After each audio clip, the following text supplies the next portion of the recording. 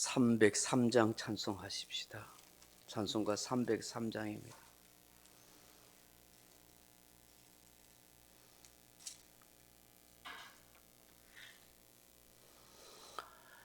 날 위하여 십자가에 중한 고통 받으사 대신 죽은 주 예수의 사랑하신 은혜여, 보배로운 피를 흘려 영영 죽을 죄에서 구속함을 받으누리 어찌 찬양 안 할까.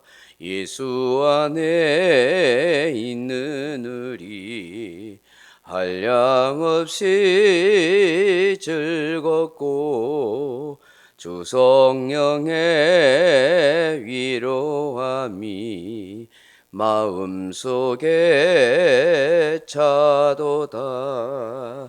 천국 음악 소리 같은 은혜로운 그 말씀 끊임없이 듣는 우리 어찌 찬양 안 할까. 이 세상의 모진 풍파 쉬지 않고 불어도 주님 안에 보호받는 우리 마음 편하다. 늘 깨어서 기도하고 저 천국을 바라며 주님만을 기다리니 어찌 찬양 안 할까. 아멘. 하나님 말씀 로마서 9장 24절로 29절 말씀까지 같이 읽겠습니다. 로마서 9장 24절에서 29절입니다. 또한 영광 받기로 예비하신 바 긍휼의 그릇에 대하여 그 영광의 풍성함을 알게 하고자 하실지라도 무슨 말을 하리요. 이 그릇은 우리니 곧 유대인 중에서뿐만 아니라 이방인 중에서도 부르신 자니라. 호세아 글에도 이르기를 내가 내 백성 아닌 자를 내 백성이라, 사랑하지 아니한 자를 사랑한 자라 부르리라. 너희는 내 백성이 아니라 한 그곳에서 그들이 살아계신 하나님의 아들이라 일컬음을 받으리라 함과 같으니라. 또 이사야가 이스라엘에 관하여 외치되 이스라엘 자손들의 수가 비록 바다의 모래 같을지라도 남은 자만 구원받으리니 주께서 땅 위에서 그 말씀을 이루고 속히 시행하시리라 하셨느니라. 또한 이사야가 미리 말한 바 만일 만군의 주께서 우리에게 씨를 남겨두지 아니하셨더라면 우리가 소돔과 같이 되고 고무라와 같았으리로다 함과 같으니라. 아멘. 사랑하는 성도 여러분, 우리나라 속담에 피는 물보다 진하다 하는 말이 있습니다. 또 비슷한 말로 팔은 안으로 굽는다 하는 말도 있습니다. 우리 한국민의 정서에 딱 맞는 속담이라고 할 수 있습니다. 이웃보다는 자기 가족에게, 타국인보다는 자기 동족, 자기 민족에게 더 애정을 가진다는 것을 표현한 속담이라고 생각합니다. 이는 누구 할 것 없이 다들 공감하고 가지고 있는 인지상정의 마음일 것입니다. 사도 바울도 로마서 9장에서 보면 피는 물보다 진하다 하는 속담이 그에게도 다 표현되고 있는 듯한 그런 말씀인 것 같습니다. 바울은 이방인들에게 복음을 전해야 할 특별한 사명을 부여받은 사람입니다. 예수님께서 그를 택하셨을 때에 그런 말씀을 하셨습니다. 사도행전 9장 15절에 보시면 주께서 이르시되 가라, 이 사람은 내 이름을 이방인과 임금들과 이스라엘 자손들에게 전하기 위하여 택한 나의 그릇이라, 그렇게 말씀하십니다. 그러기에 바울은 부지런히 자기 소명을 따라 온 세상을 돌아다니면서 이방인들에게 복음을 전했습니다. 그가 복음을 열심히 전파했지만 여전히 그의 마음에는 자기의 부모, 친척, 동족들에 대한 안타까운 마음이 있었습니다. 그러나 이스라엘 민족은 여전히 교만하여 선민의식, 자기 우월의식에 율법주의에 빠져 있었습니다. 마음이 완악했습니다. 도무지 예수 그리스도로 구원 얻는 진리의 도와 복음을 받아들이지 못하는 것입니다. 바울은 유대인과 이방인이 섞여 있는 로마의 성도들에게 이 서신을 기록하면서 진노의 그릇이 누구인지, 긍휼의 그릇이 누구인지를 말씀하고 있습니다. 이는 혈통이나 민족에 의해서 갈라지는 것이 아니라고 말씀합니다. 이방인은 진노의 그릇이고 이스라엘 민족만이 긍휼의 그릇이 아니라는 것입니다. 하나님께서 구원을 위하여 보내신 예수 그리스도를 믿지 않는 사람이라고 한다면 유대인일지라도 그는 진노의 그릇이며, 비록 이방인일지라도 예수 그리스도를 믿는 사람이면 그가 바로 긍휼의 그릇이 된다고 말씀하는 것입니다. 그래서 24절에 보시면 이 그릇은 우리니라고 그렇게 말씀하지 않습니까? 여기 우리는 유대인 중에서뿐 아니라 이방인 중에서도 함께 부르심을 받은 사람, 택하심을 받은 성도를 두고 말하는 긍휼의 그릇인 것입니다.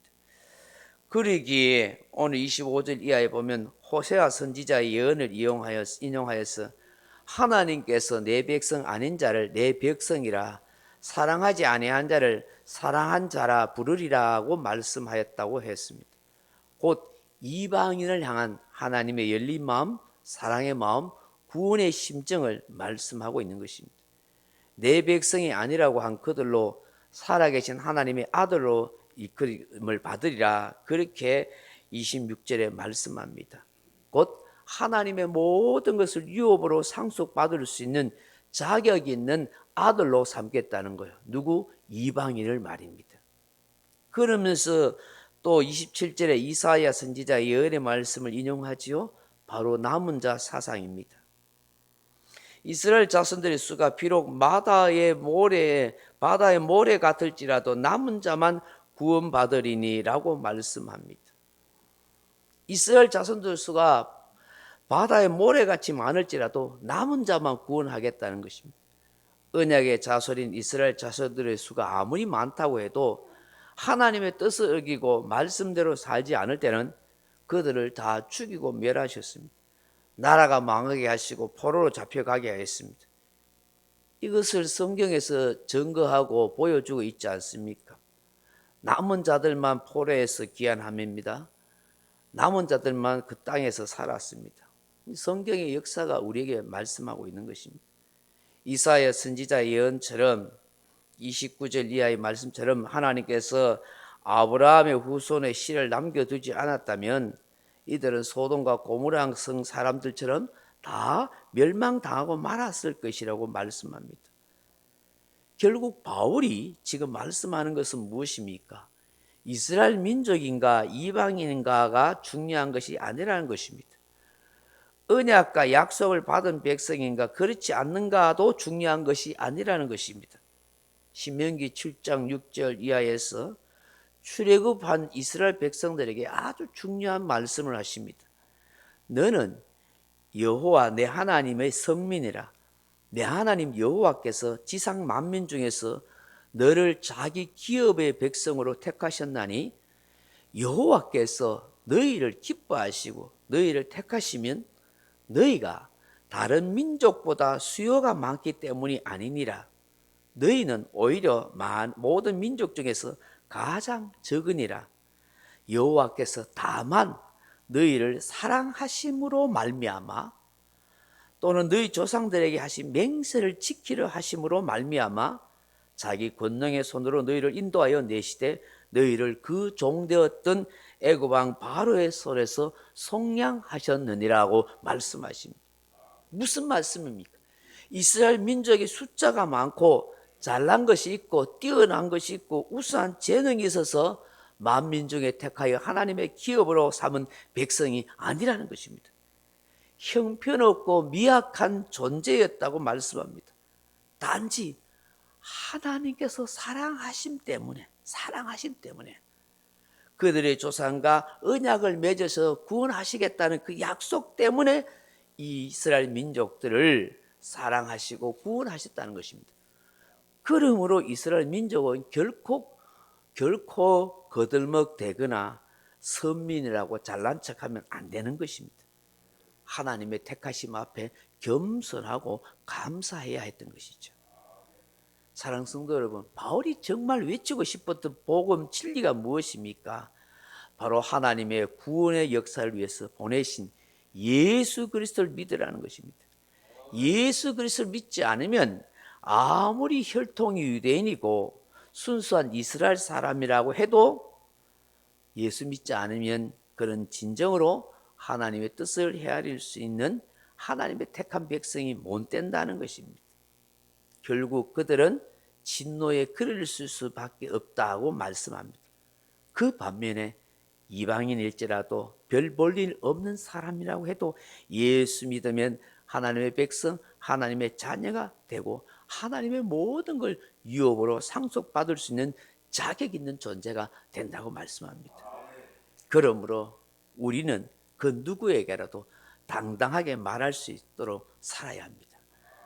내가 택한 백성이고 하나님의 자녀라고 씩씩하게 당당하게 그렇게 믿고 살아가야 하는 것입니다. 오늘도 힘차게 그 삶을 살아갈 수 있기를 주님의 이름으로 축복합니다. 각자 기도하시다 돌아가시기 바랍니다.